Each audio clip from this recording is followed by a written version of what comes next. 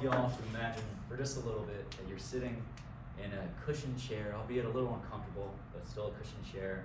You have fluorescent lights above you, you can hear their hum, and they underline the clicky-clacking of a receptionist keyboard from across the room. You can smell this pungent, in-your-face odor of hand sanitizer. You're in a doctor's office, right? The nurse is calling your name, the doctor's ready to see you. It's pretty unmistakable, right? But was it always like this? Did the first doctor also have out-of-date celebrity gossip magazines on every other side table? Probably not. And especially considering that the guy I'm talking about was around 2,500 years ago, definitely not. The guy I'm talking about is Hippocrates the Wise. He is a tremendous figure in medical history, and today I'm going to be telling you all about his life, his work, and his legacy. So to start out with his work, or to start out with his life, we actually don't know that much about his life. Bookkeeping was not very good back in the day, 2,500 years ago. But what we do know is pretty sufficient. So in the 1988 book Doctors by Sherwin Noland, he was born in the year 460 BC on the small Greek island of Kos. He was born into a long line of physicians, and he grew up near this thing called an Asclepion, which is a temple dedicated to the Greek healing god Asclepius. So just by proxy, being close to those things, he received a tremendous education. And when he got to practicing, he really showed his skills. He started healing tons of people, revolutionary ideas. People were like, wow, this guy's good. Even this guy named Galen, who was the second biggest physician in ancient Greece, said this guy is our own Asclepius, which is very high praise because gods back then to them were like, that's everything.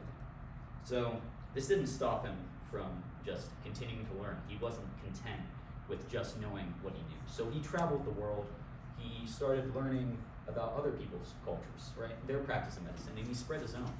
And he had 3 kids, a lot of medical students, and some of them went with him and helped spread his method of healing as well. So unfortunately, all good things must come to a close, and at the age of 90, Hippocrates drew his last breath. Now, the age of 90, way back when, that is pretty impressive. So the guy must have been practicing what he was preaching. But what was he preaching, right?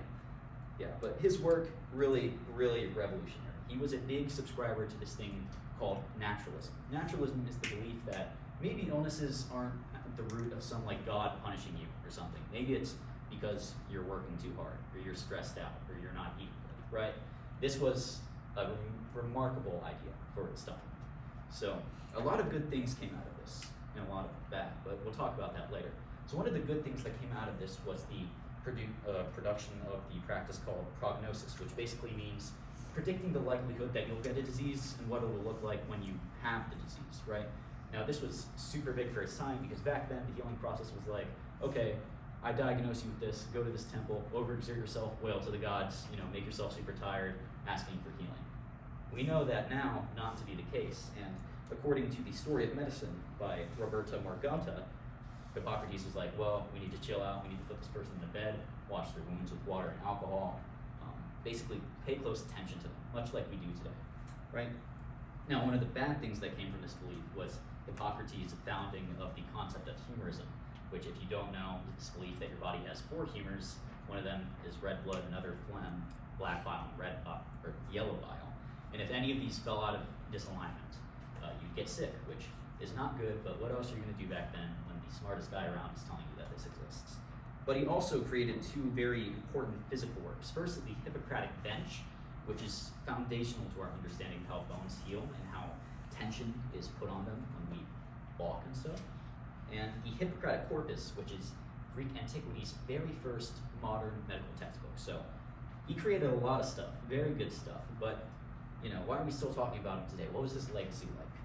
Well, according to Science Alert, the website, he and his team actually had a tremendous amount of diagnoses made, right? They classified a lot of new diseases, mostly to do with the heart, the lungs, and the rectum. Hippocrates was also known to have created a lot of practices, perfected a lot of practices, and created a lot of new words. So I have a ton of words here, so bear with me that he created, but you've probably heard these before. So you got endoscopy, which is looking into somebody from the outside. You have excision, which is using tools in somebody while you're performing surgery. You also have drainage, he perfected that. Cauterization, which is using heat to seal a wound. He also created the modern way of categorizing illnesses, so like acute illnesses, chronic illnesses. He also came up with the phrases endemic and epidemic, which, if you've been around the last 5 years, you probably know what those are. And finally, the Hippocratic Oath.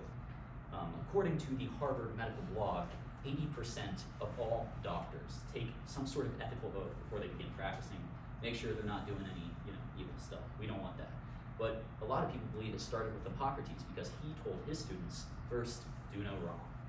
Now, Hippocrates, like I've been saying, he's a humongous guy in medical history. He lived a tremendous 90-year life. His work was super revolutionary, and his legacy still sticks with us today. So, next time you guys are sick, struggling with a stuffy nose at the doctor, you have Hippocrates to thank for helping you guys feel better when you get home.